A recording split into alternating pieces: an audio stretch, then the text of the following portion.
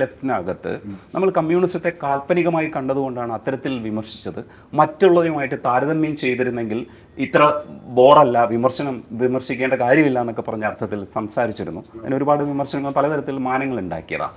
ഈ കാൽപ്പനികമായാണോ ഇപ്പോഴും കമ്മ്യൂണിസത്തെ നോക്കിക്കാണുന്നത്?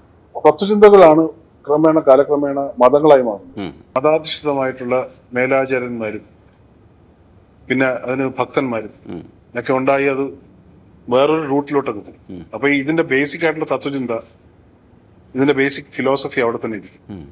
ഇത് മതങ്ങൾക്കുണ്ടായതുപോലെ തന്നെ ഒരു നിയോ റിലിജ്യൻ തന്നെയാണ് കമ്മ്യൂണിസവും എന്നാണ് ഞാൻ വിശ്വസിക്കുന്നത്.